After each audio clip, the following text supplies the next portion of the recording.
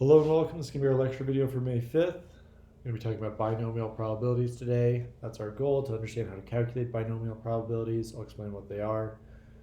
Why are we doing this? This is to be able to find probabilities when not all outcomes are equally likely, or maybe specifically it's not a 50-50 probability, but whatever the probability is, this probability is fixed. So here's the formula. I like to, when I work in these problems, I think about it just piece by piece. I don't try to use the formula, but it can be useful to copy down at the top of your notes. This is we'll say P stands for probability of some event X. So this is our event. And normally for this to be a binomial, it has to be something that's happening over and over. So it could be something like a basketball player making 5 baskets. So make 5 shots. All right, so the probability of making 5 shots given a certain number of attempts. So this is our number of attempts. X is successes that we want. P is the probability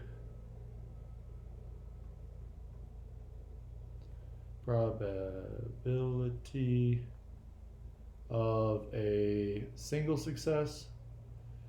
So this is you have to know this at the beginning of the problem, what the chance of one basket going in.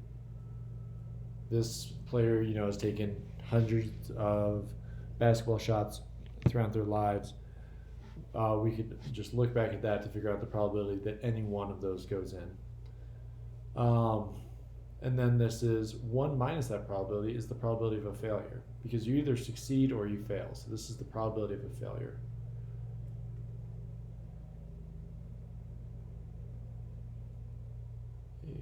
Failure. So, if a basketball player has an 80% success rate, also you got to use a decimal here. Don't plug in an 80 there, do a 0.8. Then they would have a 20% failure rate.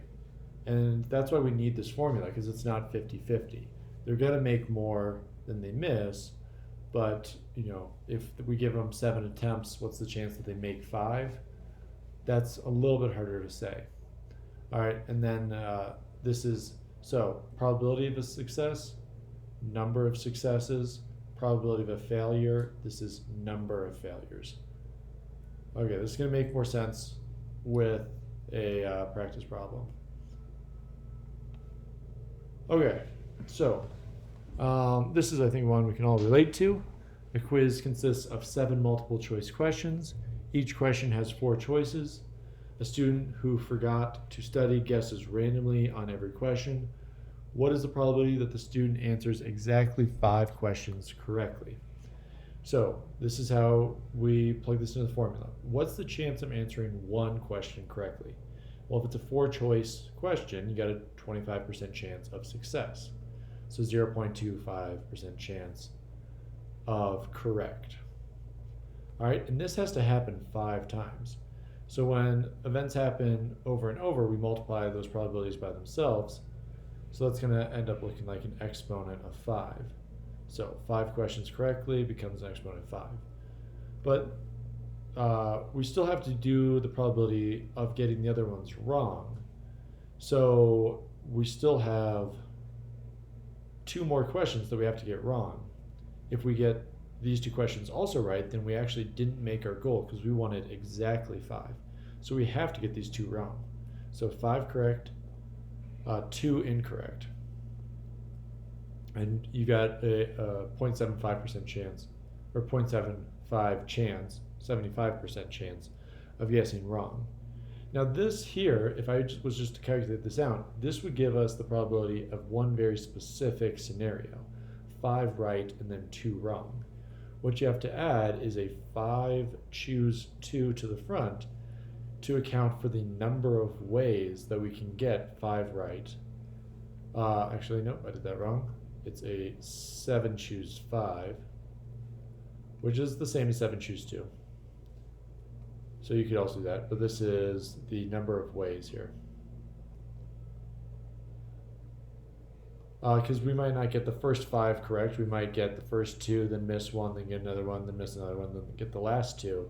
So this here will calculate all the different number of ways that this specific scenario can happen. And let's go ahead and calculate this. So 7 choose 5 is equal to 21 times 0.25 to the 5th times 0.75 to the 2nd. And I get about a 1% chance, but I'm going to multiply that by 100 so I can get it as a percentage. This is 1.15% chance. All right, so very low chance that you're going to guess exactly 5 questions correctly. The chance of guessing 6, also very low. Getting all 7, that's an easy one to do. You just do 0.25 to the power of 7. That's basically impossible. All right. Here's kind of maybe a more common setup where we have this language at least. Because, and going back to this problem, we probably don't want exactly 5. We probably want at least 5 so that we can get whatever grade we're looking for. So this, you can only calculate them one at a time. But when you see at least, you have to calculate every one individually. It's a little bit annoying, but it's the way that these have to be done. All right, so a fair 6-sided die is rolled 6 times. What's the probability that the die will show either a 1 or a 2 at least 2 times? So here's our outcomes. It can, we're going to roll it 6 times, so it can show a 1 or a 2 once. Actually, we'll start with 0 times, 1 time, 2 times, 3 times, 4 times, 5 times, or it could technically show it all 6 times. We want at least 2 times, so 2 counts and up.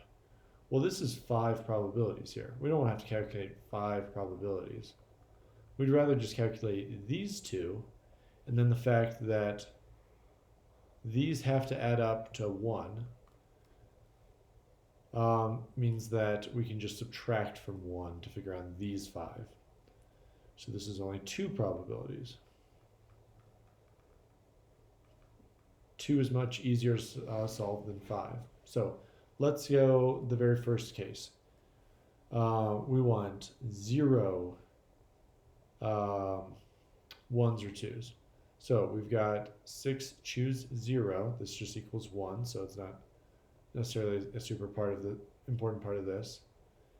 Times the probability that it's not a 1 or a 2, which is a 0.66 chance, or 2/3, to the power of 6.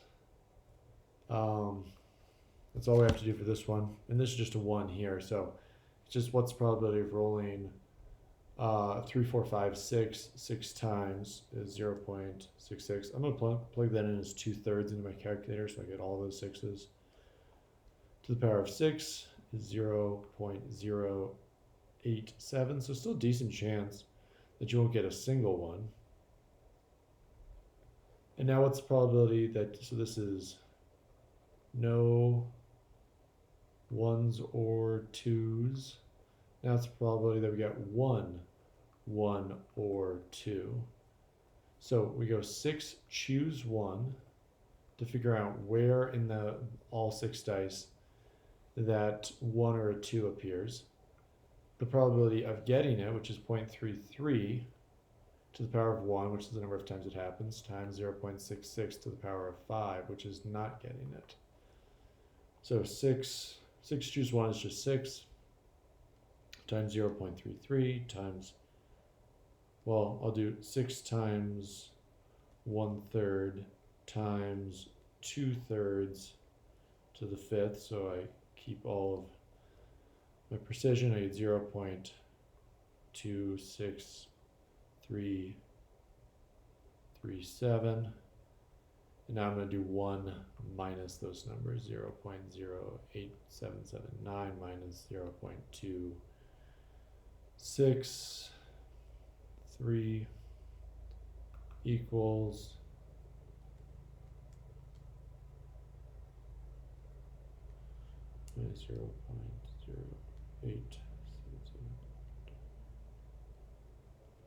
0.6488 or 64.88% chance.